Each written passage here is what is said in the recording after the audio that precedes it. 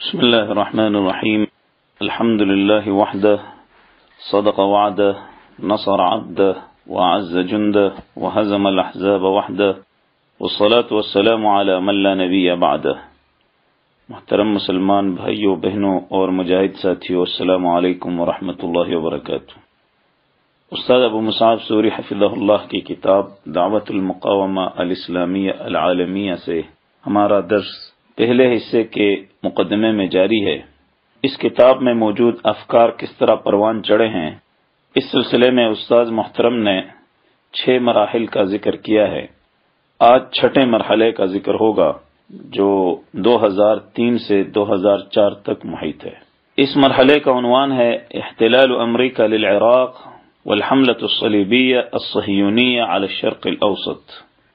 امریکہ کا عراق پر قبضہ اور مشرق وسطی پر صلیبی صہیونی حملہ۔ میرے دوستو، آپ حضرات کو اچھی طرح معلوم ہے کہ 2003 میں امریکیوں اور ان کے حلیفوں نے عراق کی طرف پیش قدمی کی اور افغانستان پر قبضے کے منصوبے کی طرح منصوبہ انہوں نے عراق میں بھی استعمال کیا اور بہت ہی معمولی مدت میں عراق کی منظم فوج اور اس کے شعبوں کو تحلیل کرنے میں وہ کامیاب ہو گئے اور وہ بغداد میں داخل ہوئے، جس کی تقدیر میں یہ لکھا ہوا تھا کہ دوبارہ وہ تاتاریوں کے قدموں کے نیچے آئے۔ یہ نئے تاتاری جن کو ہم انگریزوں کے نام سے جانتے ہیں، جو کہ ہلاکو خان کے ساتھ آئے ہوئے اپنے اسلاف سے کم ظالم نہیں تھے۔ عراق پر قبضہ، اس کے بعد جو کچھ ہوا ہے اور جو کچھ ہونے کا امکان ہے اور جو دروس اور عبرتیں ہیں، یہ اس کتاب کا موضوع نہیں ہے، لیکن اس کتاب کے افکار سے متعلق جو باتیں ہیں اور عالمی اسلامی جہاد کے سلسلے میں جو نکات ہیں، انہیں استاد فرماتے ہیں کہ میں آپ کے سامنے بیان کروں گا۔ اہم اسباب انتصار الامریکان فی افغانستان والعراق، افغانستان اور عراق میں امریکیوں کی کامیابی کے اہم اسباب، کہ امریکہ اور اس کے حلیف کیوں کر افغانستان اور عراق میں غالب ہو سکے، اس کے اہم اسباب کیا ہیں۔ ان اسباب کو استاد محترم نے 6 نکات میں ذکر کیا ہے۔ پہلا نقطہ،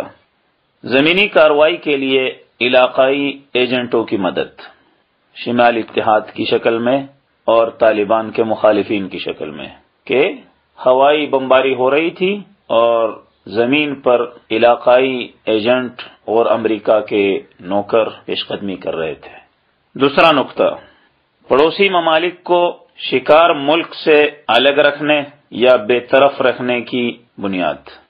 یہ ایک منصوبہ ہے کہ جس ملک پر حملہ ہو رہا ہے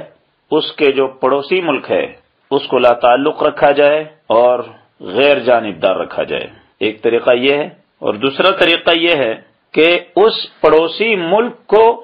اس شکار ملک کے خلاف لاجسٹک سپورٹ یعنی جنگی امداد کے لیے استعمال کیا جائے، جیسے کہ پاکستان شریف کو کیا گیا، یا شکار ملک کے اطراف کو یا جو ملک شکار ہوا ہے اس کے پڑوسیوں کو لا تعلق اور غیر جانبدار کر دیا جائے، جیسے کہ عراق میں ہوا، مصر وغیرہ کو غیر جانبدار کر دیا گیا، اور جیسے کہ افغانستان میں ہوا کہ پاکستان کو استعمال کیا گیا، ایران کو عراق کے لیے استعمال کیا گیا۔ بات سمجھ میں آ رہی ہے؟ تو دوسرے نقطے کا خلاصہ یہ ہے کہ جو ملک شکار ہے، جس ملک پر حملہ کیا گیا ہے، اسے اس کے پڑوسیوں سے الگ تھلگ کر دیا جائے، جیسا کہ ظاہری طور پر، اگرچہ حقیقت میں تو سب ملے ہوئے تھے امریکہ کے ساتھ، ظاہری طور پر مصر نے عراق کی کوئی امداد نہیں کی اور نہ ہی لاجسٹک سپورٹ اس نے فراہم کی، واللہ عالم۔ لیکن قطر اس کی زمین پر موجود امریکی ہوائی اڈوں سے جہاز اڑ کر عراق پر حملہ آور ہوتے تھے، اور کویت کا بھی یہی حال تھا۔ دوسری طرف آپ افغانستان کو دیکھیں، افغانستان کے معاملے میں پاکستان کو استعمال کیا گیا، خوبصورت جملوں میں اگر کہا جائے ٹیشو پیپر کی طرح استعمال کیا گیا، اور ایران کو بھی استعمال کیا گیا۔ ایران کو تو عراق کے مسئلے پر بھی استعمال کیا گیا ہے اور افغانستان کے مسئلے پر بھی استعمال کیا گیا ہے۔ یہ بڑا ٹیشو پیپر ہے، اگرچہ بظاہر وہ اپنے آپ کو امریکہ کا دشمن کہلواتا ہے، اس لیے کہ یہ ایران کے عوام کی یہ طبیعت ہے کہ جب تک کوئی مرگ بر امریکہ، امریکہ مرد آباد کا نعرہ نہیں لگاتا ہے تو وہ آگے نہیں بڑھ سکتا. اس لیے عوام کو دھوکہ دینے کے لیے ان کے سیاستدان مرگ بر امریکہ کے نعرے کا سہارا لیتے ہیں اور زبردست انداز میں امریکہ کی خدمتیں بھی کرتے ہیں. یہاں پاکستان میں بھی بعض ایسی تنظیمیں موجود ہیں، جیسے حضرت عمران خان صاحب ہو گئے، امریکہ کے خلاف ورزی میں زبردست بیانات کیے جاتے ہیں، لیکن ہے امریکہ کا. بات سمجھ میں آ رہی ہے؟ تیسرا نقطہ، امریکہ نے ہوائی ٹیکنالوجی اور میزائل ٹیکنالوجی کی فوقیت پر زبردست اعتماد کیا، اس لیے کہ اس کے پاس یہ ایک ایسی ٹیکنالوجی موجود ہے، میدان جنگ کے اندر موجود ہر ہدف کو وہ بہت ہی آسانی سے نشانہ بنا سکتا ہے. چوتھا نقطہ، عسکری مقاصد کے حصول کے لیے شہریوں کا قتل عام کیا گیا اور ہر قسم کی عوامی رائے کو دیوار پر مارا گیا. ان کے احتجاجوں، مظاہروں، جلوسوں، کسی بات کی پرواہ نہیں کی گئی، خصوصی طور پر عراق کے مسئلے پر.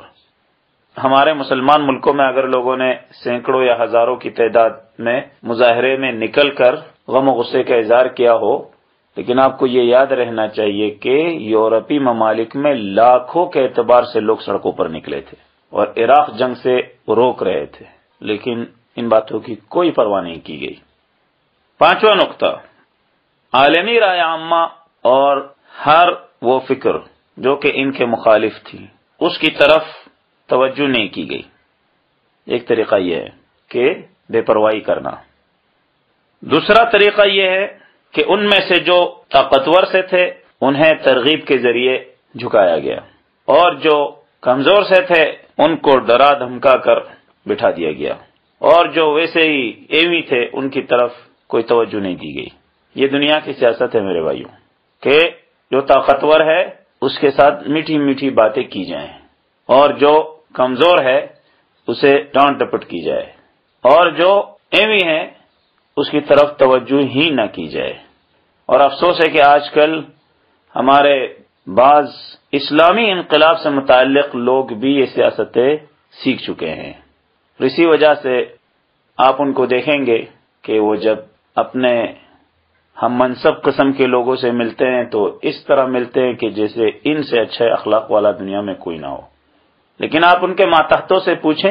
تو آپ کو کہیں گے کہ یہ وہ الف سے جب اس کی بات شروع کرے گا یا تک تو آپ حیران رہ جائیں گے کہ یہ تو بہت اچھا انسان ہے، ہمارے سامنے تو بہت اچھا نظر آ رہا تھا. تو اس لیے عقلاء یہ کہتے ہیں کہ آپ کسی شخص کے اخلاق کو سمجھنا چاہیں تو اس کے ماتحت سے پوچھیں، آپ کے سامنے تو سبھی اچھے بنتے ہیں. اور تیسرا طریقہ یہ ہے کہ وہ بیچارہ جس کی کوئی حیثیت ہی نہیں ہے وہ روئے جائے، چیخے چلائے، اس کی طرف کوئی توجہ نہ دی جائے. یہ ترتیبیں جو ہیں اس عالمی سیاست میکاولی سیاست کے آثار و شاہکار ہیں، اور افسوس ہے کہ ہمارے بعض ساتھی اور ہمارے بعض بھائی جو ہیں ان سیاستوں پر عمل پیرا ہیں. حالانکہ ہمیں اللہ تعالی کی جو تعلیم ہے اس پر عمل پیرا ہونا چاہیے. اشداء علی الکفار رحماء بینہم اذلۃ علی المؤمنین اعزۃ علی الکافرین واخفض جناحک لمن اتبعک من المؤمنین. مسلمانوں میں سے جو تمہاری اتباع کرتا ہے اس کے سامنے تم اپنے پروں کو جھکا دو، تواضع اختیار کرو. اللہ تعالیٰ توفیق دے. یہاں پر بات یہ ہے کہ امریکہ نے پوری دنیا کی عالمی برادری کی اور اس کے علاوہ ہر مخالف رائے کی پرواہ نہیں کی، اور انہیں اپنے پروگرام کے مطابق یا ترغیب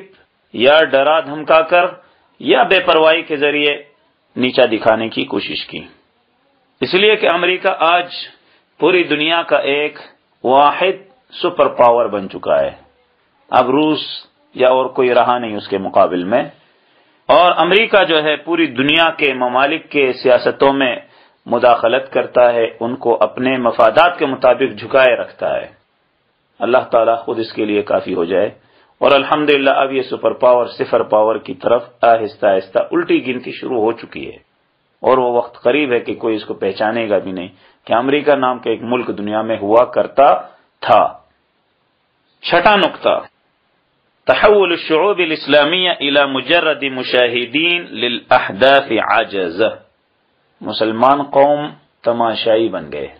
عاجز، کمزور، بے بس، لاچار، بعد ان اخرجهم حکامهم وعلماؤهم من دائرۃ الصراع والفعل، جبکہ ان کے حکمرانوں نے، ان کے منافق علماء نے ان کو جنگ کے دائرے سے اور کسی بھی قسم کا کام کرنے سے روک دیا ہے کہ آپ کا اس سے کوئی تعلق نہیں ہونا چاہیے، آپ کو سیاست سے کوئی سروکار نہیں ہونا چاہیے، چاہے جتنے بھی مسلمان ذبح کیے جائیں وہ ان کا اپنا داخلی مسئلہ ہے، یہ اس زمانے کی نئی فقہ ہے اور اس زمانے کے نئے مسائل ہیں۔ افغانستان میں مسلمان قتل کیے جا رہے ہیں، کوئی بات نہیں، وہ ان کا اپنا داخلی معاملہ ہے، انہوں نے کیوں مجاہدین کو پناہ دی، کیوں دہشت گردوں کو پناہ دی، اس لیے مارے جا رہے ہیں۔ کشمیر والوں پر ایسا ہو رہا ہے، ان کے گناہ زیادہ ہیں، اللہ کا عذاب ہے، اس لیے آپ کو وہاں نہیں جانا چاہیے، نعوذ باللہ۔ یہ منافق علماء اور یہ مرتد حکمران، ان لوگوں کی ان کارروائیوں کے بعد مسلمان قوم جو ہے فقط ایک تماشائی کی حیثیت اختیار کر چکی ہے، دیکھتی ہے بس۔ ہاں چند ایک لوگوں کی غیرت کا انکار ہم نہیں کرتے، اگر یہ نہ ہوتی تو شاید آج مسلمان کہیں بھی نہ ہوتے، لیکن ہم بطور امت بات یہاں کر رہے ہیں، بحیثیت امت جو ہے تماشائی کا کردار ادا کر رہی ہے، حتیٰ کہ جیسے کہ میں نے عرض کیا کہ کفار کے ممالک میں لاکھوں کی تعداد میں لوگ مظاہروں میں نکلا کرتے تھے، جبکہ ہمارے ہاں ہزاروں کی تعداد میں نکلا کرتے تھے، اور ان میں بھی اکثر لوگ جو ہیں اپنی تنظیموں کی سیاست چمکانے کی کوششوں میں، اپنے خاص قسم کے جھنڈوں کو نمایاں کرنے کی کوششوں میں ایک دوسرے سے لڑتے جھگڑتے تھے، یہ بات حقیقت ہے، اس کا انکار نہیں کیا جا سکتا، ایک دوسرے سے لڑتے جھگڑتے تھے، یہ بات ہے۔